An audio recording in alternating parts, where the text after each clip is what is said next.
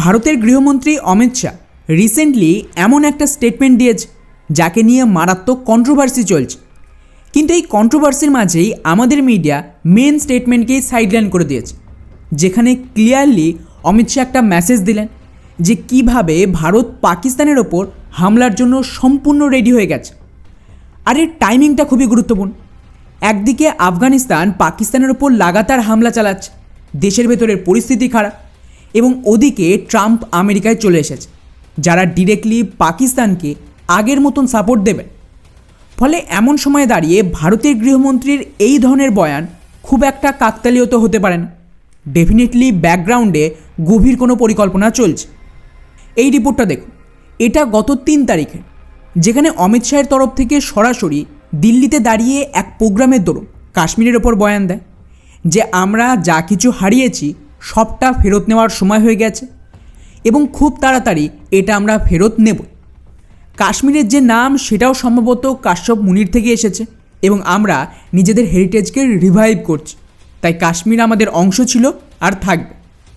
এছাড়া উনি আরও অনেক কিছুই বলেছিলেন, কিন্তু আমাদের মিডিয়া শুধুমাত্র কাশ্যপ মুনিকে নিয়ে ব্যস্ত যে বিজেপি কি কাশ্মীরের নাম পাল্টাতে চাইছে। বাট টু বি অনেস্ট, এখানে এমন কিছুই হবে। এখানে যেটা গুরুত্বপূর্ণ সেটা হলো অমিত শাহের প্রথম স্টেটমেন্ট, যেখানে উনি কিন্তু ক্লিয়ারলি বোঝাতে চেয়েছেন যে আমরা যেটা হারিয়েছি সেটা খুব তাড়াতাড়ি ফেরত নেব। এখন কি হারিয়েছে? ডেফিনেটলি কাশ্মীরের অর্ধেক অংশ, যেটা পিওকে বলে। আর খেয়াল করেন, এই একই স্টেটমেন্টে উনি এই পিওকের সাথে কাশ্যপ মুনি আর সনাতন কালচারের ওপরে জোর দিয়েছে। যদি আপনারা অ্যাকচুয়ালি সনাতন ধর্মের ইতিহাসে নজর দেন তাহলেই বুঝতে পারবেন আমাদের প্রচুর গুরুত্বপূর্ণ মন্দির রয়েছে, কিন্তু যেখান থেকে সনাতনের কেন্দ্রবিন্দু বলা হয় সেটা হলো জম্মু বেল্ট। গোটা বিশ্বে কেবলমাত্র 2টো গুরুত্বপূর্ণ ধার্মিক স্থান রয়েছে। একটা হলো জেরুজালেম, যাকে নিয়ে ইহুদি, খ্রিস্টান আর মুসলিমরা লড়ছে। দ্বিতীয়টা ছিল জম্মু বেল্ট, যেটা সনাতন কালচারের কেন্দ্রবিন্দু। আর এখানে যে শক্তিপীঠ রয়েছে সেটা কিন্তু খুবই গুরুত্বপূর্ণ সনাতনের পুনঃস্থাপনার জন্য। এবং বলা হয় যে যতক্ষণ না শক্তিপীঠের পুনঃস্থাপন হচ্ছে ততক্ষণ সনাতন রিভাইভ করা সম্ভব না।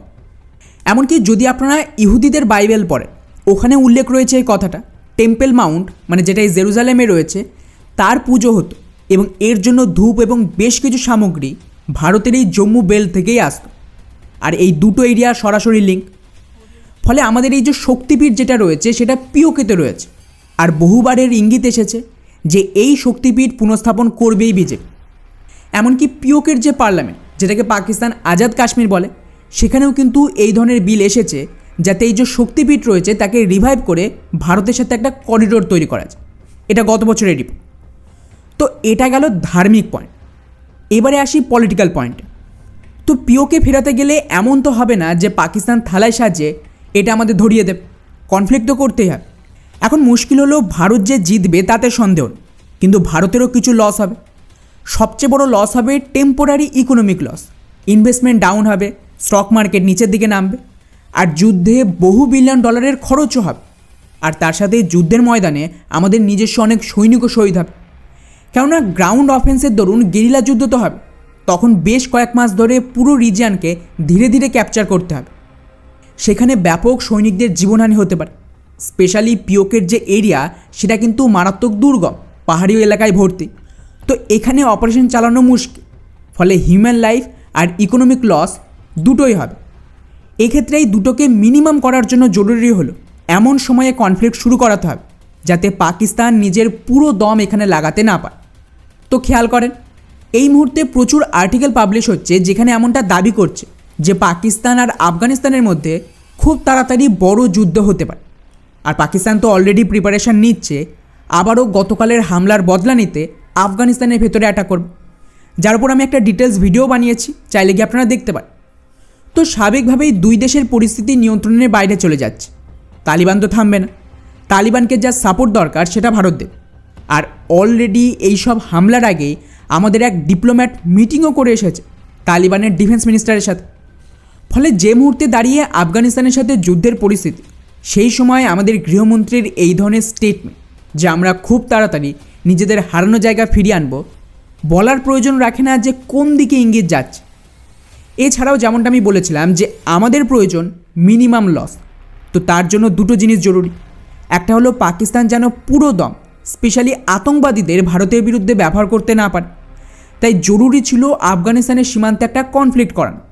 এই মুহূর্তে পাকিস্তান ওদের যে মেজরিটি রিসোর্স আর আতঙ্কবাদী তাদেরকে আফগানিস্তানের দিকে শিফট করছে, যাতে ওরা তালিবানকে কাউন্টার করতে পারে।